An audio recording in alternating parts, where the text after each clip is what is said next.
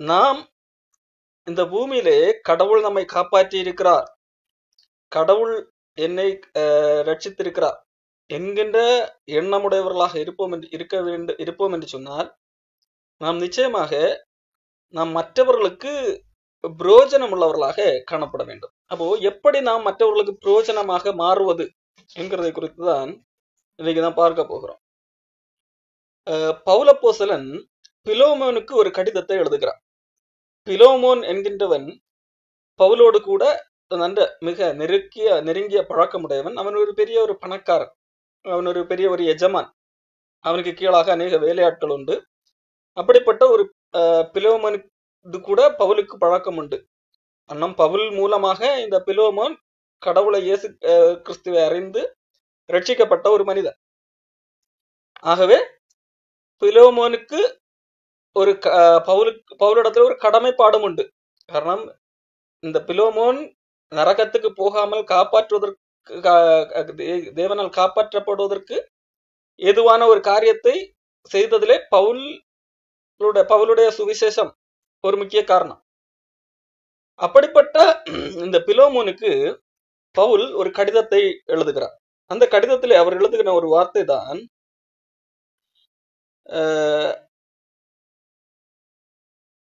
11ஆம் வசனம்.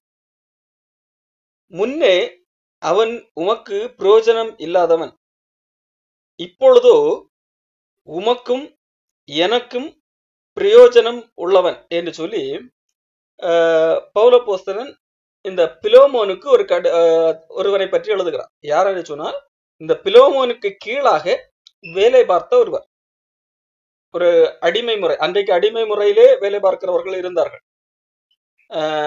அந்த அடிப்படையிலே இந்த பிலோமோனுக்கு கீழாக ஒரு வேலை பார்த்த ஒரு நபர் தான், அந்த பேர் ஒனேசிமு என்கின்ற ஒரு நபர்.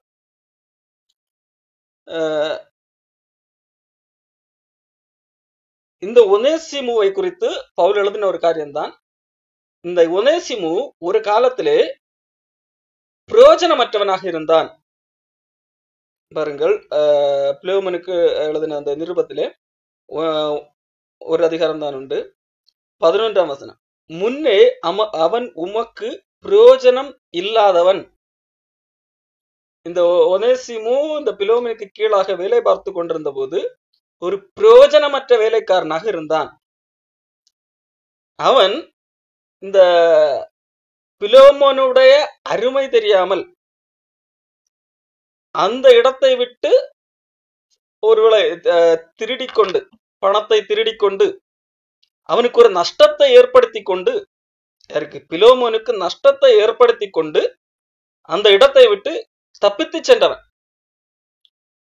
யார்? இந்த ஒனேசிமு என்கின்ற ஒரு மனிதன் தனக்கு எஜமானாக இருந்த பிலோமோனிடத்திலிருந்து பிலோமோனுக்கு நஷ்டத்தை ஏற்படுத்தி கொண்டு அவனை விட்டு தப்பித்து ஓடி சென்ற ஒரு மனிதன். அப்படியானால் அவன் பிரயோஜனம் இல்லாதவன் மட்டுமல்ல, தன்னுடைய எஜமானுக்கு நஷ்டத்தை ஏற்படுத்தின ஒரு மனிதன். அவனை குறித்து தான் பவுல் இப்பொழுது சொல்லுகிறார், இப்பொழுது உமக்கும் எனக்கும் பிரயோஜனம் உள்ளவன் என்று சொல்லி. ஒரு காலத்திலே உமக்கு, அவனுடைய எஜமானாகி உமக்கு பிரயோஜனம் இல்லாதவனாக இருந்தான். இப்பொழுது உமக்கு மட்டுமல்ல, எனக்கும் பிரயோஜனம் உள்ளவனாக மாறி இருக்கிறான் என்று சொல்லி இந்த பவுலப்போஸ்தலன் சொல்லுகிறார். அப்போ பிரயோஜனம் இல்லாத இந்த மனிதன் பிரயோஜனம் உள்ளவனாக எப்படி மாறினான்? ஒரு காலத்திலே பிரயோஜனம் இல்லாமல் இருந்தான், நஷ்டத்தை ஏற்படுத்துகிறவனாக இருந்தான். இப்பொழுது பிரயோஜனம் உள்ளவனாக மாறி இருக்கிறானே, எப்படி? அப்படி பிரயோஜனம் உள்ளவனாக மாறினதுனால்தான் பவுல் இந்த கடிதத்தை பிலோமோனுக்கு எழுதி, அவன் அப்பொழுது பிரயோஜனம் இல்லாதவனாக இருந்தான், இப்பொழுது பிரயோஜனம் உள்ளவனாக மாறிவிட்டான், ஆகையால் இவனை உமக்கே திருப்பி அனுப்புகிறேன். அப்போ இவனை திருப்பி அனுப்ப வேண்டிய கட்டாயம் இல்லை, இவன் எனக்கு மிக பிரயோஜனம் உள்ளவன், இந்த பிரயோஜனம் உள்ளவனை நானே வைத்திருக்க வேண்டும் என்பதுதான் என்னுடைய ஆசை. அந்த அளவிற்கு பிரயோஜனம் உள்ளவன். பவுல் எழுதுகிறார், இவன் எனக்கு மிகுந்த பிரயோஜனம் உள்ளவன், ஆகையால் இவனை நானே வைத்துக் கொள்ள வேண்டும் என்பதுதான் என்னுடைய ஆசை. ஆனாலும் இவன் ஒரு காலத்திலே உம்மிடத்திலே இருந்தவன், அவன் நீர்தான் முடிவெடுக்க வேண்டும், அவனுடைய ஓனராக இருந்தவன் நீர்தான். ஆகவே இப்பொழுது நான் உம்மிடத்திலே அனுப்புகிறேன் என்று சொல்லி பவுல் அப்போஸ்தலன் அவனிடத்தில் அனுப்பி வைக்கிறான். கூடவே இப்பொழுது முன்பு அவன் உமக்கிடத்துல ஒரு வேலைக்காரனாக அடிமை முறையில வேலை செய்கிறவனாக இருந்தான். இப்பொழுதோ அவன் வேலை அடிமையாக அல்ல, அதற்கு மேலானவனாக ஒரு சகோதரனாக மாறிவிட்டான். அந்த அடிப்படையில நீர் அவனை நடத்த வேண்டும் என்கிறதாக எழுதியிருக்கிறான். மட்டுமல்ல, அவன் பிரிந்து போனான் அல்லவா, உம்மை விட்டு பிரிந்து போனான் அல்லது உமக்கு நஷ்டத்தை ஏற்படுத்தினான். அந்த நஷ்டம் ஏதாகிலும் ஏற்பட்டிருந்தால் அது அப்படி அது கொடுக்க வேண்டும் என்றால் கூட நான் கொடுப்பேன், அவனிடத்தில் அதை கேட்க வேண்டாம். அவனால் ஏற்படுத்தப்பட்ட நஷ்டம் ஏதாகிலும் இருந்தால் அதை என்னுடைய பவுலாகிய என் கணக்கிலே வைத்துக் கொள்ளும், அந்த ஒனேசிமுவிடத்திலே கேட்க வேண்டாம் என்று சொல்லியும் பவுல் எழுதுகிறார். அப்போ பவுலுக்கு எந்த அளவிற்கு இவன் உபயோகமாக மாறி இருக்கிறது தெரிந்திருந்தால் இந்த மாதிரி பேசியிருப்பார். ஆகவேத்தான் பவுல் சொல்லுகிறார், அவன் முன்னே பிரயோஜனம் இல்லாதவன் இப்பொழுது உமக்கும் எனக்கும் பிரயோஜனம் உள்ளவனாக இருக்கிறான். ஆகையால் இனி அவன் உம்மிடத்தில் இருக்கும்போது அவன் அடிமையானவனாக அல்ல, அடிமையானவனுக்கு மேலானவனாகவும் பிரியமுள்ள சகோதரனாக இருக்கும்படியாக கொஞ்ச காலம் உம்மை விட்டு பிரிந்து போயிருக்க. அப்போ அவன் பிரிந்து போனதுனால் கூட ஒரு நன்மை ஏற்பட்டிருக்கிறது. ஆகவே உமக்கு ஏற்பட்ட ஒரு நஷ்டம், உமக்கு ஒரு நஷ்டம் ஏற்பட்டிருக்கிறது, அவன் பிரிந்து போனது நிமித்தம் ஒரு நஷ்டம் ஏற்பட்டு இருக்கிறது. அந்த நஷ்டம் அப்படி பிரிந்து போனதுனால் ஏற்பட்ட அந்த நஷ்டம் கூட இப்படி ஒரு வகையில பார்த்தால் இப்படி ஒரு நல்ல விஷயம், அதன் மூலமாக ஒரு நல்ல விஷயம் நடந்திருக்கிறது. என்ன நல்ல விஷயம்? இப்பொழுது அவன் உம்மை விட்டு பிரிந்து போனது நிமித்தம் இப்பொழுது அவன் மாறி இருக்கிறான், அவனுக்குள்ளாக ஒரு மாற்றம் வந்திருக்கிறது. பிரயோஜனம் இல்லாத மனிதன் பிரயோஜனம் உள்ளவனாக மாறி இருக்கிறான் என்று சொல்லி பவுல் அப்போஸ்தலன் எழுதுகிறான். சரி, இவனுக்குள்ளாக இந்த மாற்றம் எப்படி வந்தது? நஷ்டத்தை ஏற்படுத்தி பிரயோஜனமற்றவனாக இருந்து தன்னுடைய எஜமானுக்கு நஷ்டத்தை ஏற்படுத்தி கொண்டிருந்த மனிதன் எப்படி பிரயோஜனம் உள்ளவனாக மாறினான்? அதற்கு காரணம், அவன் தன்னுடைய எஜமானை விட்டு பிரிந்து சென்ற பின்பதாக அவன் யாரை சந்தித்தான் என்று சொன்னால் பவுலை சந்தித்திருக்கிறான்.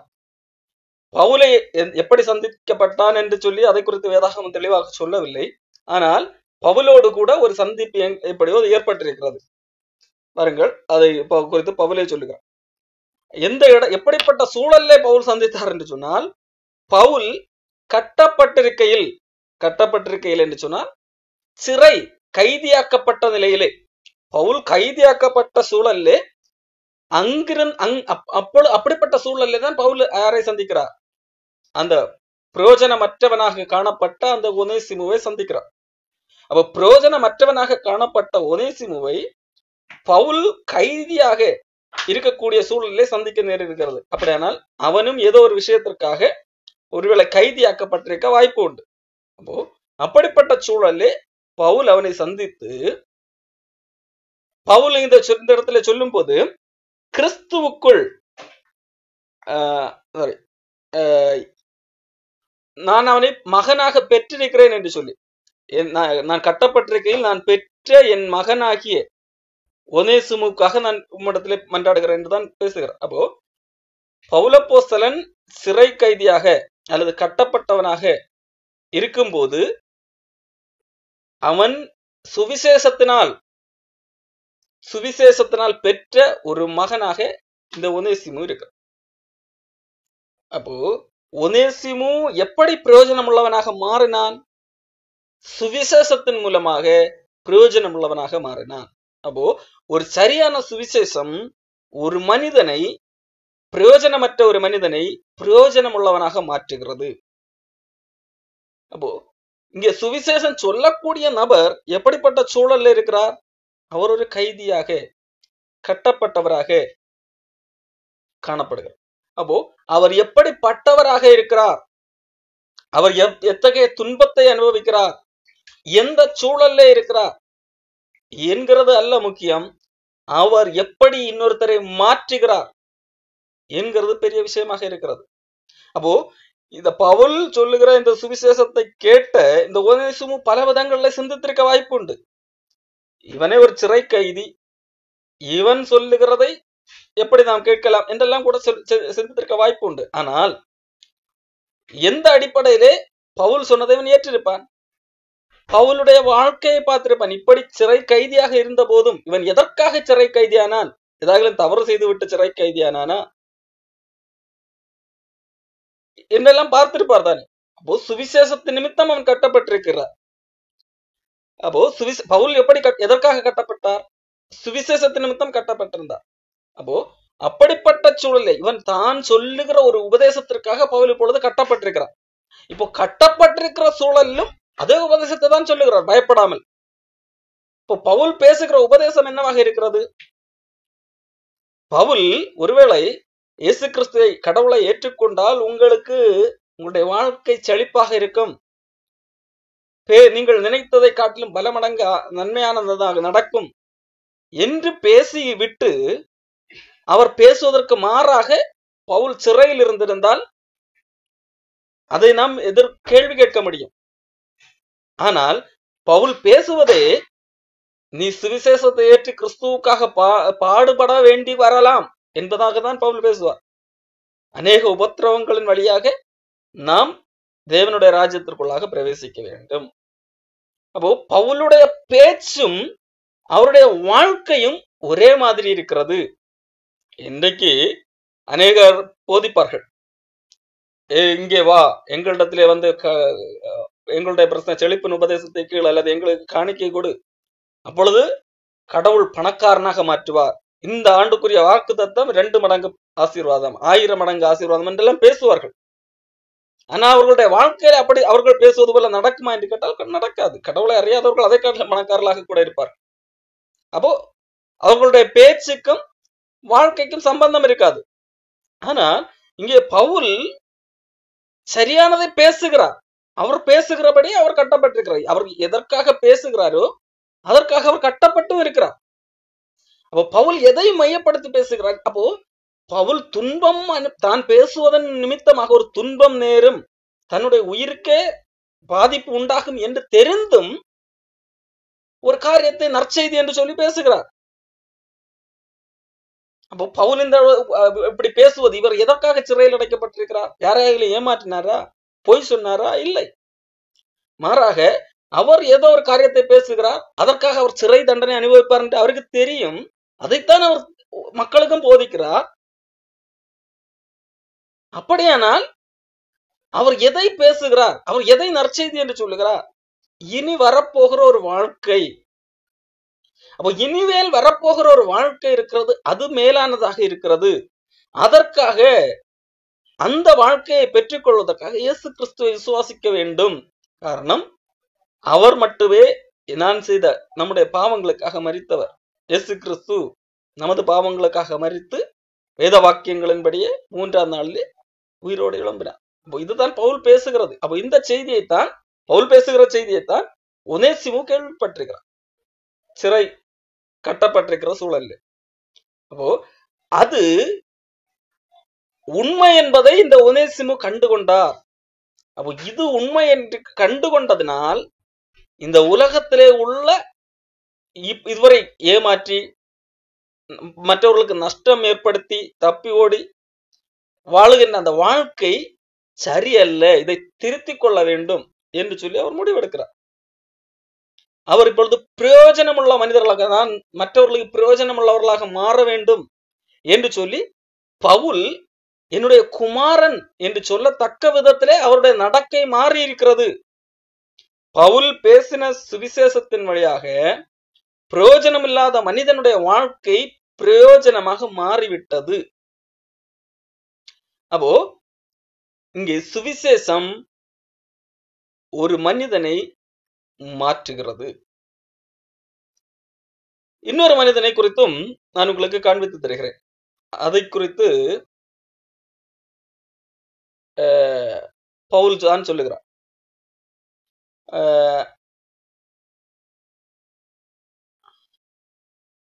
2 தீமோத்தேயுவின் புஸ்தகம் 4ஆம் அதிகாரம் 11ஆம் வசனம்.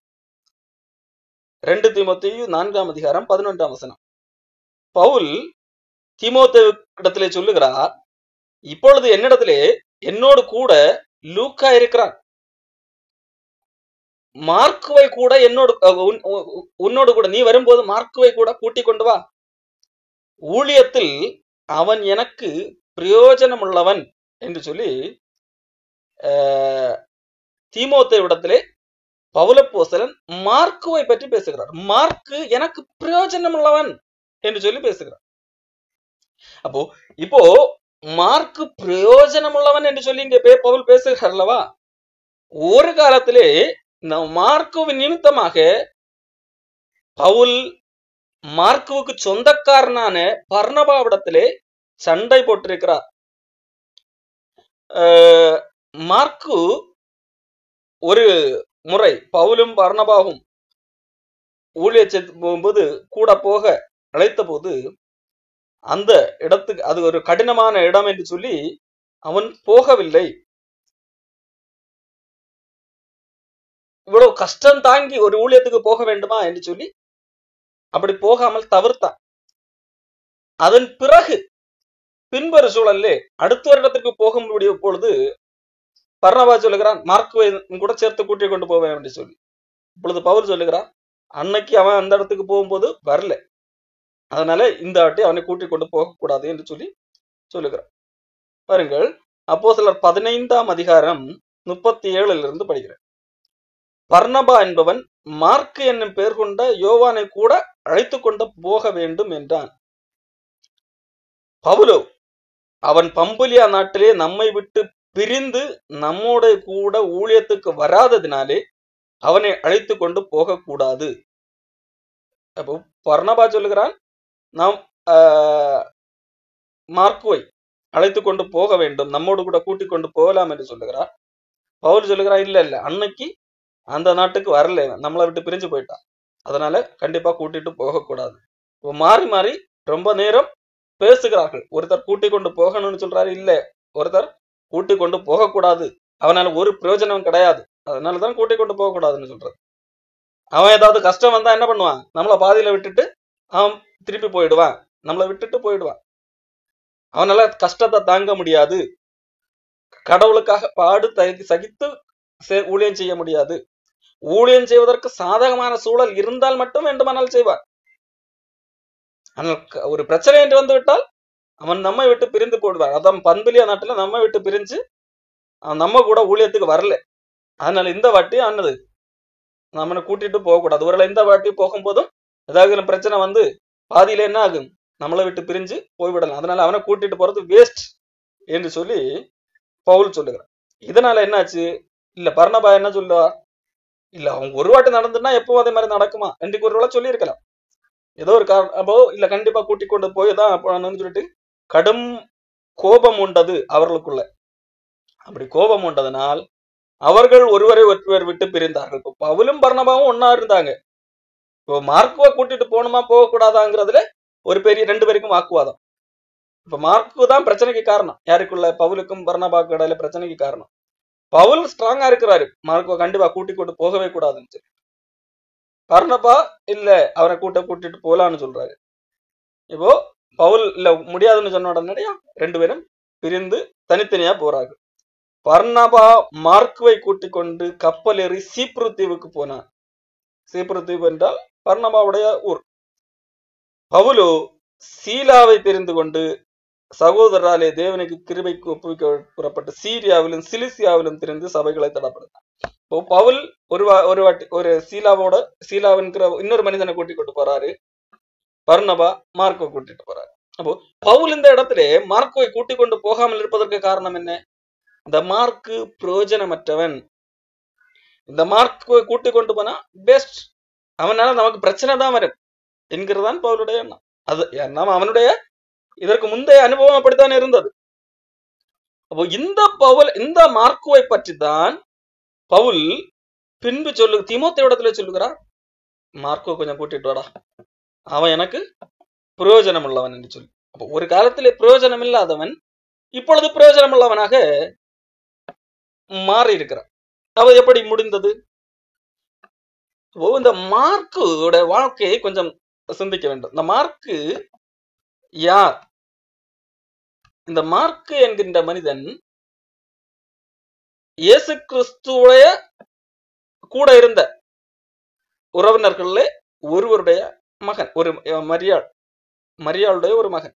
இயேசு கிறிஸ்துவின் தாய் அல்லாத வேறும் மரியாள் என்கின்ற பெயரிலே பெண்கள் உண்டு. அந்த இடத்திலே காணப்பட்ட மரியாள் என்கிற ஒரு பெண்ணுடைய மகன் தான் மார்க்கு. அவனுக்கு இன்னொரு பெயர் யோவான். மார்க்கு என்கிற யோவான். சரி, அப்போ இந்த மனிதன் இயேசு கிறிஸ்து கடைசி விருந்து நடக்கிறது அல்லவா, அந்த விருந்து நிகழ்வை பார்க்கிறான். பார்க்கிறான். இன்னும் சொல்லும்போது அந்த சிலர் சொல்லும்போது அந்த இயேசு கிறிஸ்துடைய விருந்து நடந்த இடமே மார்க்குடைய வீட்டின் மேல் மாடி என்பதாக சொல்வது. அது தொடர்ந்து இயேசு கிறிஸ்துவை கெத்செமனே தோட்டத்துக்கு போகிறார். கெத்செமனே தோட்டத்திலே இயேசு கிறிஸ்துவை பிடிக்க வருகிறார்கள். பிடிக்க வரும்போது எல்லாரும் ஓடி போகிறார். கூட இருந்த எல்லாரும் ஓடி போகிறார்கள். இந்த மார்க்கு தன்னை அந்த புத்தகத்தை மார்க்கு நிருபத்தை எழுதுகிறது. வேற யாருக்கும் தெரியாத ஒரு விஷயத்தை மார்க்கு மட்டுமே எழுதுவார். வேற எந்த சுவிசேஷ புத்தகத்திலையும் ஒரு வாலிபன் அவரை பின்தொடர்ந்தான் அப்படின்னு சொல்லிட்டு ஒரு விஷயம் இருக்காது. அது காரணம், அந்த விஷயம் மார்க்குக்கு மட்டும்தான் தெரியும். ஏன்னா அந்த வாலிபன் மார்க்கு தான். பொதுவாக சுவிசேஷ நூல்கள் எழுதுகிற பலர்கள் சிலர் தங்களுடைய பெயரை மென்ஷன் பண்ணி எழுதுவார்கள். சிலர் ஒரு குறிப்பிட்ட முக்கியமான நபர்களை எழுதும் போது தங்களுடைய பெயரை குறிப்பிடாமல் எழுதுவார்கள். இதே வித்தையை யோவானும் பயன்படுத்தி இருப்பார். யோவான் சுவிசேஷத்தை எழுதும் போது யோவான் தன்னை குறித்து எழுத வேண்டிய இடங்களிலே எல்லாம் யோவான் என்று எழுதி கொண்டிருக்க மாட்டார். இயேசுவுக்கு அன்பான சீசன், இயேசுவுக்கு அன்பான சீசன் என்று சொல்லி எழுதியிருப்பார். இயேசுவுக்கு அன்பான சீசன் யார்? அவர் தன்னை குறித்து தான் அப்படி எழுதியிருப்பார். அப்போ அதே இது ஒரு எழுத்து முறை. அதே மாதிரிதான் இந்த மார்க்கு தன்னை குறித்து தான் எழுதுகிறார். ஆனால் பேர் ஆகவே தான் அதிலே பெயர் எழுதவில்லை. ஒரு வாலிபன் என்ன ஒரு துப்பட்டியை போட்டுக்கொண்டு இயேசு கிறிஸ்துவை ஃபாலோ பண்ணுகிறார். இயேசு கிறிஸ்துவை பிடிச்சிட்டு போகும்போது அதை மற்றவர்கள் பார்த்த உடனடியாக தன்னுடைய துப்பட்டி போனாலும் பரவாயில்லை என்று சொல்லி நிர்வாணமாக தப்பித்து ஓடுகிறார். அப்போ ஒரு பயந்த சுபாவம் உள்ள ஒரு மனிதன் இந்த மார்க்கு. கொஞ்சம் ஆர்வம் இருந்தாலும் பயம் இருக்கிறது அவனுக்குள்ளாக. இது இயேசு கிறிஸ்துவின் கடைசி அந்த வேளையில நடந்த சம்பவம். அதற்கு பிறகு மார்க்கு அங்க சீடர்களோடு மத்தியில எல்லாம் தான் இருக்கிறான். இப்பொழுது அவன் ரொம்ப முதிர்ந்தவன் எல்லாம் கிடையாது. மற்ற சீடர்களை இதெல்லாம் கம்பேர் பண்ணும்போது கொஞ்சம் இளம் வயது. அப்போ அவன் அந்த வயதுக்குரிய பயம் அவனுக்கிடத்துல இருக்கிறது. அவன் கிறிஸ்தவன், இயேசு கிறிஸ்துவை நேசிக்கிறவன் தான், இயேசு கிறிஸ்துவால் காப்பாற்றப்பட்டவன் தான். ஆனா அவனுக்கு ஒரு பயம் இருக்கத்தான் செய்கிறது. ஆகவே தான் அந்த பயத்தின் நிமித்தம் அவனுக்கு ஊழியத்துக்கு போக வேண்டும் என்கின்ற ஆர்வம் இருக்கிறது. இல்லை என்று சொன்னால் அவன் ஒரு முறை பாதியிலே ஊழியத்தை விட்டு வந்த பிறகும் மறுபடியும் நானும் கூட வருகிறேன் என்று சொல்லி பர்னபாவு மூலமாக பவுலிடத்தை ரெக்கமெண்ட் செய்ய வேண்டிய அவசியம் இல்லை. அவனுக்கு தெரியும் ஊழியத்திலே பாடுண்டு என்று தெரிந்துதான் போகிறான். ஆனால் அந்த வேளையிலே ஒருவேளை தாங்க முடியாமல் தப்பித்து விட்டான், திரும்பி வந்து விட்டான். ஆனால் ஆர்வம் இருக்கிறது. ஆனால் அதை செயல்படுத்துவதிலே பயம். ஆகவே தான் அவனை குறித்து பவுல் அவனை ஒரு வேஸ்ட் பீஸ் என்று சொல்லி நினைத்திருந்தான். சரி, இந்த மனிதன் எப்படி ஒரு பிரயோஜனம் உள்ளவனாக, யார் தன்னை வேஸ்ட் என்று சொன்னார்களோ, இவன் ஊழியத்திலே வேண்டாம், என்னோடு கூட வர வேண்டாம் என்று சொன்னார்களோ, அதே வாயால் இவன் பிரயோஜனம் உள்ளவன், இவன் என்னிடத்திலே கூட்டிக் கொண்டு வா, இவன் எனக்கு வேண்டும் என்று சொல்ல வைக்கிறதுக்கு காரணம் என்ன? அப்போ பவுல் தான் இவன் எனக்கு வேண்டாம், இவன் என் கூட வரவே கூடாது, இவன் ஒரு வேஸ்ட் என்று சொன்ன அதே பவுலுடைய வாய் தான் இப்பொழுது சொல்லுகிறது, அவன் என்னை கூட்டிக் கொண்டு வா, அவன் எனக்கு வேண்டும், அவன் எனக்கு பிரயோஜனம் உள்ளவன் என்று சொல்றார். எப்படி மார்க்கு இந்த அளவிற்கு மாறினான்? காரணம், மார்க்கு அதன் பிறகாக பவுல் கூட்டிக் கொண்டு போகவில்லை என்ற உடனடியாக, பாருங்க, நான் ஏதோ ஒரு தப்பு பண்ணேன், அதுக்கு பவுல் இப்படி பண்ணிட்டாரு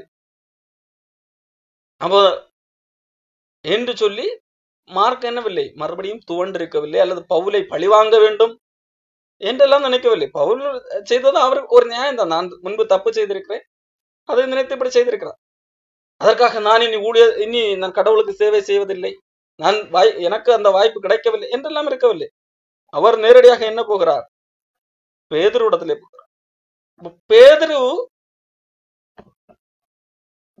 பேதுருவோடு கூட பயணிக்கிறார், பேதுருவோடு கூட ஊழியம் செய்கிறார். இப்ப பேதுரு இந்த மார்க்கோவை குறித்து தன்னுடைய கடிதத்தில் எழுதியிருக்கிறார்.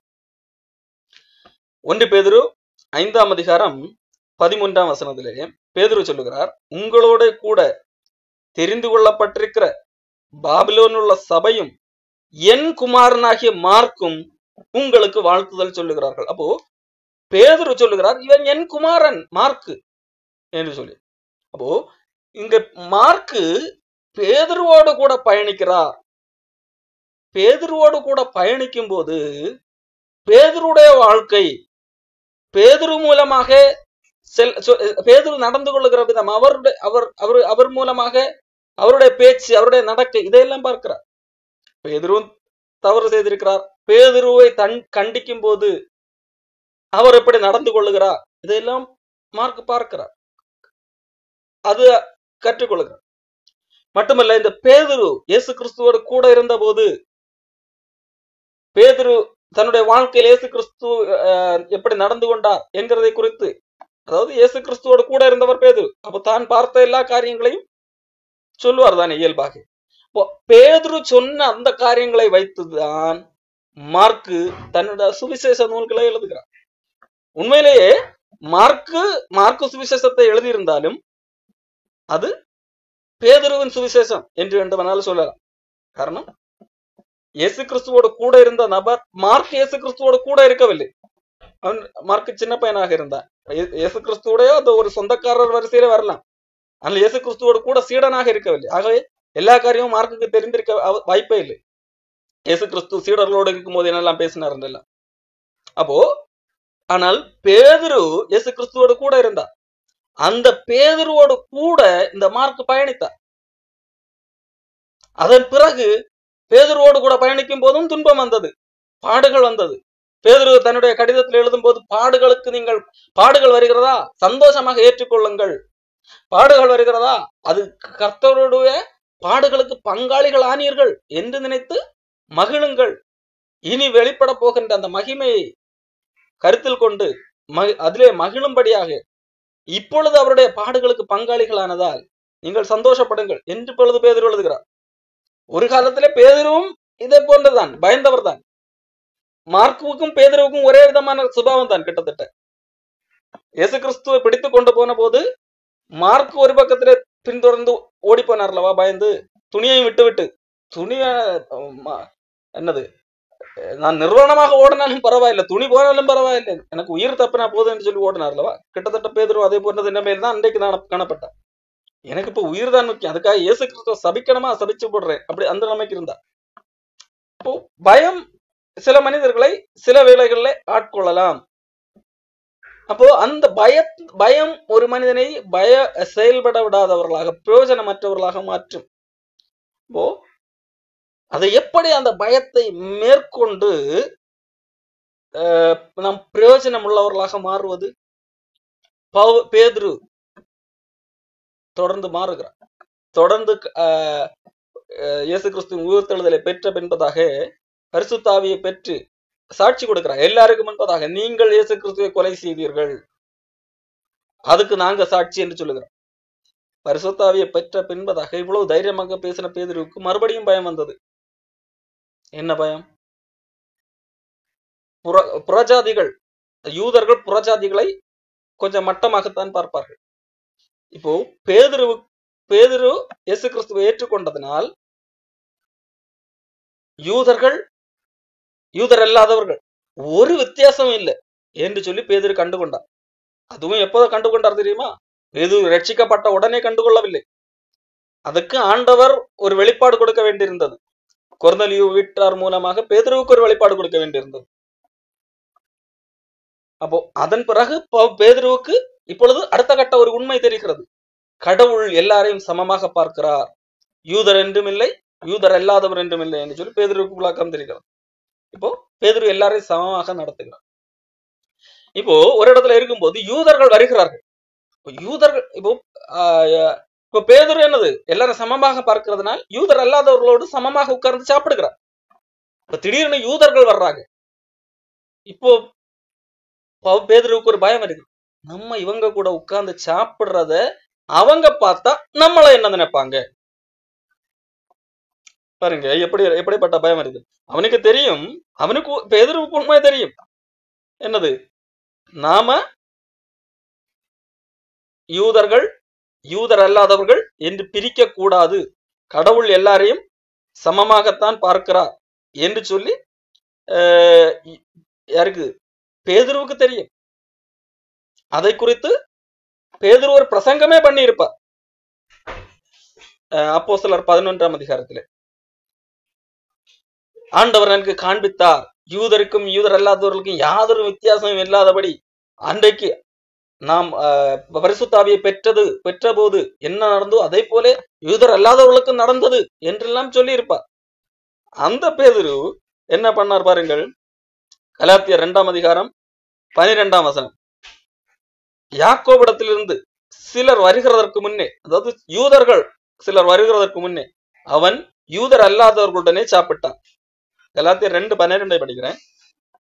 யாக்கோபிடத்திலிருந்து சில யூதர்கள் வருகிறதற்கு முன்னே அவன் யூதர் அல்லாதவர்களுடனே சாப்பிட்டான். அவர்கள் வந்த போதோ, யூதர்கள் வந்த பிறகு என்ன பண்றான், அந்த யூதர்களுக்கு விருத்த சேதனம் உள்ளவர்களுக்கு பயந்து, பயம் வருகிறது, பயந்து அவன் என்ன செய்தான், யூதர் அல்லாதவர்களை விட்டு விலகி பிரிந்தான். இப்போ இவனுக்கு ஒரு உண்மை தெரியுது, ஆனா அந்த உண்மையை கை கொள்ள முடியவில்லை. ஏன்? பயம். அந்த யூதர்கள், புதுசா வந்த யூதர்கள் என்ன நினைப்பாங்களோ, நம்ம மேல உள்ள மரியாதையை குறைச்சிடுவாங்களோ. காரணம் அவங்க யாரும் மதிப்பது இல்லை, புறஜாதிகளை கொஞ்சம் கீழாகத்தான் பார்ப்பார்கள். யூதர்கள் மேல யூதர் அல்லாதவர்கள் கீழே அப்படிதான் பார்ப்பாங்க. அப்போ அப்படி நானும் இவங்க கூட சமமா இருந்தா நம்மளே அப்படி நினைப்பாங்களோ அப்படி என்ற ஒரு பயம். இதை யார் கண்டிக்கிறது? பவுல் கண்டிக்கிறார். பவுல் கடுமையாக எதிர்த்தார், எல்லாருக்கு முன்பதாகவும் கண்டனம் பண்ணினார். ஆனா என்னது, பேதுரு தவறை திருத்திக் கொள்ளுகிறார். அப்போ ரட்சிக்கப்பட்ட பின்பதாகவும் தவறு செய்ய வாய்ப்பு உண்டு, பயம் வர வாய்ப்பு உண்டு என்கிறது இது காட்டுகிறது. காரணம் பேதுரு ரட்சிக்கப்பட்ட பின்பதான் நடந்த சம்பவம் இது, இப்போது நான் சொன்னது. ஆனால் நாம் உண்மையிலே தேவனால் ரட்சிக்கப்பட்டிருந்தால் அதை திருத்திக் கொள்வதற்கான வாய்ப்பையும் திருத்திக் கொள்வதற்கான கண்டனத்தையும் தேவன் உருவாக்குவார். உண்மையிலே ரட்சிக்கப்பட்டவர்களானால் கடவுள் அப்படி திருத்திக் கொள்வதற்கான வாய்ப்பையும் கண்டனத்தையும் தெரிவிக்கும் போது அதை திருத்திக் கொள்வார்கள். இது பேதுரு அதை திருத்திக் கொண்டார். அப்போ ரட்சிக்கப்பட்ட உடனடியாக பயமே இருக்காது, நமக்கு பயமே இல்லாமல் பூரணமாக பிரயோஜனம் உள்ளவர்களாகவே மாறிவிடுவோம் என்றெல்லாம் இல்லை. பிரயோஜனம் இல்லாதவர்களை ஆண்டவர் பிரயோஜனமாக மாற்றுகிறார். அப்போ செய்ய வேண்டியது என்ன? இங்கே கடவுளுடைய வார்த்தை நாம் எப்பொழுது உணர்த்து வைக்கிறதோ அப்பொழுது அதற்கு நாம் செவி சாய்க்க வேண்டும். இப்போ இங்கே கடவுள் நேரடியாக எல்லாம் பேதுருவிடத்துல பேசல. கடவுள் நேரடியா வந்து பேசினாரா பேதுருவிடத்துல, பேதுருவே நீ இப்படி பண்ணாத, அப்படி இல்ல, பவுல் தான் பேசுகிறார். அப்போ ஆண்டவர் நேரடியாக வந்துதான் பேசுவார் என்று சொல்லி சிலர் இன்றைக்கு சொல்லுவார்கள், கள்ளப்போதார்கள் அவர்கள். கடவுளுடைய வார்த்தையின் அடிப்படையிலே பவுல் பேசுகிறார். அது பேதுருவால் கேட்க முடிகிறது, உணர முடிகிறது. அப்போ இதே வழியிலே பேதுரு வழியிலே வருகிற அவனோடு கூட இருந்து வருகிற மார்க்குவும் இதை கடவுளுடைய வார்த்தையை கேட்டு அவன் பிரயோஜனம் உள்ளவனாக மாறுகிறான். அப்போ நம்ம எது பிரயோஜனம் உள்ளவனாக மாற்றுகிறது? கடவுளுடைய வார்த்தை. பேதுருவோடு கூட இருந்ததுனால்தான் மார்க்கு பிரயோஜனம் உள்ளவனாக மாறினான். பவுலோடு கூட இருந்ததுனால்தான் ஒனேசிமு பிரயோஜனம் உள்ளவனாக மாறினான். அப்போ நாம் யாரோடு கூட பயணிக்கிறோம் என்கிறது ஒரு முக்கியமான காரணமாக இருக்கிறது நாம் பிரயோஜனம் உள்ளவர்களாக மாறுவதற்கு.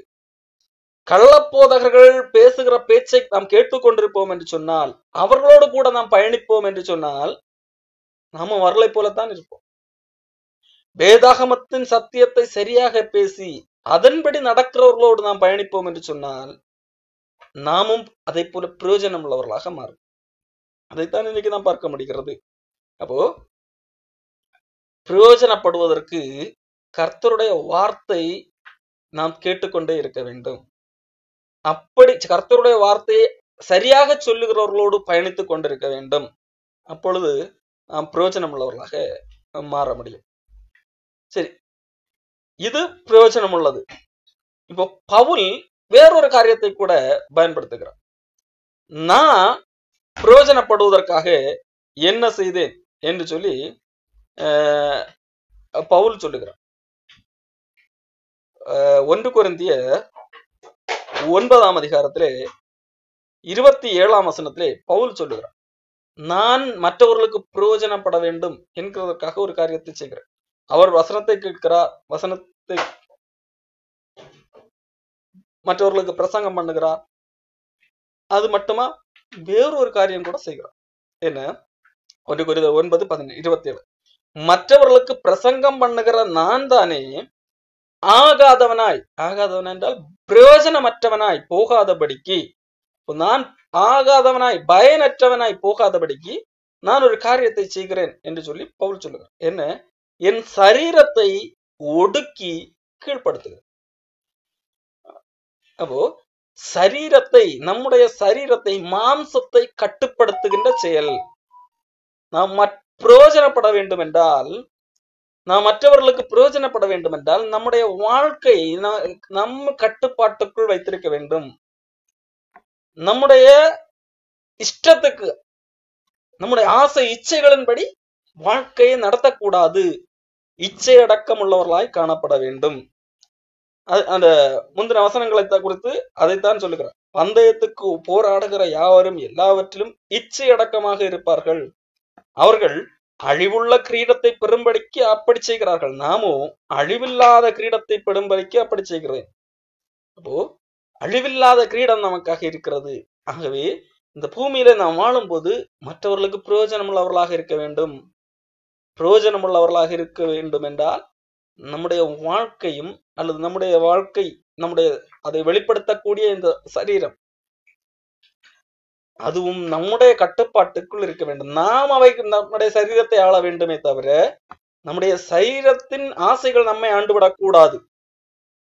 நம்முடைய கண் நம்மை ஆண்டுவிடக்கூடாது. கண் பார்த்து விட்டு அது மூளைக்கு சிக்னல் அனுப்பி இது கண்டிப்பாக வாங்கித்தான் ஆக வேண்டும் என்று சொல்லும். மாமிசம் எப்படி ஏதாகலும் ஒன்றை பார்த்து இச்சித்து ஆசைப்பட்டு இது கண்டிப்பா கிடைத்தே ஆக வேண்டும் என்றெல்லாம் சொல்லும். அப்போ அதற்கு நாம் அடிமைப்பட்டு விடக்கூடாது. அவைகளை நாம் கட்டுப்பாட்டுக்குள் வைத்திருக்க வேண்டும். அப்போ இது பவுல் சொல்லுகிற ஒரு காரியமாக இருக்கிறது.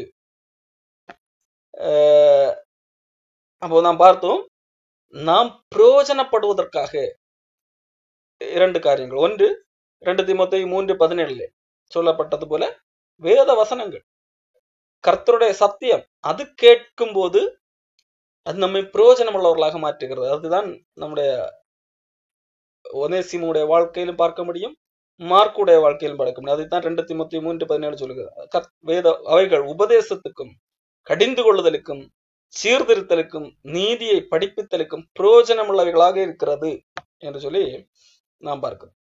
அப்போ இவைகள் பிரயோஜனம் உள்ளவைகளாக இருக்கிறது. மாறாக எது எல்லாம் பிரயோஜனம் இல்லாதவைகள் என்கிறதை நாம் அறிந்து வைத்திருக்க வேண்டும். பிரயோஜனம் உள்ளது எது என்று அறிந்தால் மட்டும் போதாது, எது பிரயோஜனம் இல்லை என்கிறதையும் நாம் அறிந்து கொள்ள வேண்டும். கொலோசையர் 2:23 சொல்லுகிறது, சுய கட்டுப்பாடு போதனைகள், அதாவது மனித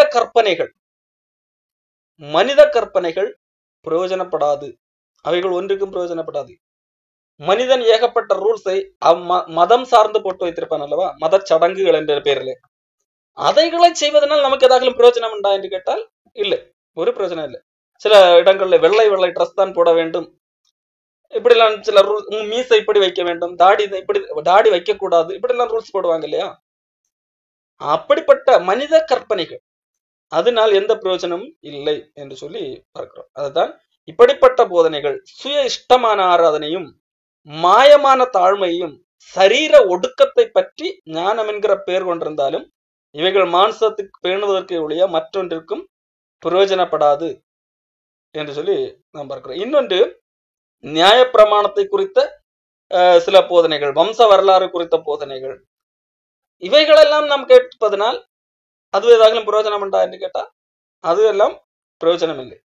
கடைசியாக நாம் முதலாவது சொன்னோம் அல்லவா, நாம் வசனத்தை கேட்கிறோம் என்று சொல்லி, சத்தியத்தை, அந்த சத்தியத்தை கேட்கிறதுனால் பிரயோஜனம் இல்லை, அதை விசுவாசத்தோடு கேட்கிறதுனால் மட்டுமே பிரயோஜனமாகும். எபிரேயர் 4ஆம் அதிகாரம் 2ஆம் வசனத்திலே, சுவிசேஷம் அவர்களுக்கு அறிவிக்கப்பட்டது போல நமக்கும் அறிவிக்கப்பட்டது, கேட்டவர்கள் விசுவாசம் இல்லாமல் கேட்டபடியினால் அவர்கள் கேட்ட வசனம் அவர்களுக்கு பிரயோஜனப்படவில்லை. அப்போ வசனம் கேட்டா எல்லாம் பிரயோஜனமா என்று கேட்டா அப்படி கிடையாது. விசுவாசத்தோடு அந்த வசனம் ஒரு சொல்லுகிற போது அது விசுவாசம் உள்ளவர்களாய் அந்த வசனத்தை விசுவாசிக்கும் போது மட்டுமே பிரயோஜனப்படுகிறது. சுவிசேஷத்தை அநேகர் கேட்கிறார்கள், எல்லாருக்கும் பிரயோஜனப்படவில்லை. அது சிலர் மட்டுமே விசுவாசித்து ஏற்றுக்கொள்ளுகிறார், சத்தியத்தை ஏற்றுக்கொள்ளுகிறார், அது பிரயோஜனப்படுகிறது. அப்போ பிரயோஜனமற்றவர்களை கடவுள் பிரயோஜனமாற்றுகிறார். எந்த வாய் பிரயோஜனம் இல்லை என்று சொன்னதோ அதே வாய் பிரயோஜனம் உள்ளவன் என்று சொல்லுகிறது பவுல் மார்க்கை குறித்து சொன்ன காரியம். பிலோமோன் பிரயோஜனம் இல்லாதவன் என்று சொல்லி நினைத்திருந்த ஒரு மனிதன் ஒனேசிமோ, இப்பொழுது அவன் பிரயோஜனம் உள்ளவனாக மாறிவிட்டான். அப்போ நாமும் பிரயோஜனம் உள்ளவர்களாக பிரயோஜனம் இல்லாதவர்களாக இருந்தால் கூட நம்மை கடவுள் பிரயோஜனம் உள்ளவராக மாற்ற முடியும். அதற்கு நாம் இந்த கிறிஸ்தவ பயணத்திலே நாம் எந்தெந்த இடத்துல எல்லாம் நாம் தவறு என்று சொல்லி உணர்வடைகிறோமோ, எந்தெந்த இடங்களெல்லாம் சரி செய்யப்பட வேண்டும் என்று கடவுள் உணர்த்து வைக்கிறாரோ அதை நாம் சரி செய்து கொண்டு போக வேண்டும். வேத வசனங்களை கேட்டுக்கொண்டே இருக்க வேண்டும். நாம் யாரோடு உறவு வைத்துக் கொள்ளுகிறோம், யாரோடு பழகுகிறோம் என்கிறது முக்கியமாக இருக்கிறது. மார்க்கு பவுலை விட்டு பிரிந்தாலும் உடனடியாக வேறு எங்கோ ஒரு இடத்தை தவறான இடத்தில் ஐக்கியம் கொண்டிருந்தால் மார்க்கு பிரயோஜனம் இல்லாததான் மாறியிருப்பார். மாறாக அவர் பேதுருவோடு கூட போய் இணைந்து கொண்டார். இந்த ஒனேசிமு பிலோமோனை விட்டு பிரிந்து அவனுக்கு பிலோமனுக்கு நஷ்டத்தை ஏற்படுத்தி கொண்டு தப்பி ஓடுகிற வழியிலே வேறு யாராகிலும் சந்தித்திருந்தால், வேறு ஏதோ ஒரு திருட்டு கும்பலோடு இணைந்திருந்தால் அவருடைய வாழ்க்கை தப்பி போயிருக்கும். ஆனால் அவர் பவுலை கண்டு பவுலோடு கூட பயணிக்க ஆரம்பித்தார். நாம் யாரோடு பயணிக்கிறோம் என்கிறதும் ஒரு விஷயம் இருக்கிறது. அடுத்ததாக நம்முடைய சரீரத்தை கேட்டு இல்லை, நம்முடைய சரீரத்தை கட்டுப்படுத்தக்கூடிய பொறுப்பை நம்மிடத்திலே தான் ஆண்டவர் கொடுத்திருக்கிறார். ஆண்டவர் நம்மை புதிதாக மாற்றி இருக்கிறார். ஆனால் நம்முடைய மாம்சத்தை கட்டுப்படுத்தக்கூடிய பொறுப்பை நம்மிடத்திலே தான் கொடுத்திருக்கிறார். ஆவி மாம்சத்துக்கு விரோதமாகவும் மாம்சம் ஆவிக்கு விரோதமாகவும் போராடுகிறது. அது போராட்டம் தான், அது கடினம் தான். ஆனால் நாம் தான் அதை கட்டுப்படுத்த வேண்டும். இது எனக்கு தகுதி இல்லை, இது எனக்கு ஏற்றதாக இராது என்று சொல்லி அதைத்தான் பவுல் சொல்லுகிறார். நான் மற்றவர்களுக்கு பிரசங்கம் பண்ணுகிறேன், நான் தானே ஆகாதவனாய் போய்விடக் கூடாது, அதற்காக நான் நின்று செய்கிறேன், என்னோட சரீரத்தை அடக்குகிறேன் என்று சொல்லுகிறார். நாம் பிரயோஜனம் இல்லாதவர்களாக இருந்தாலும் கடவுள் நம்மை பிரயோஜனப்படுத்துவார், நாம் பிரயோஜனம் உள்ளவர்களாக மாற முடியும். தொடர்ந்து ஆண்டவர் ஆசீர்வதிப்பார்.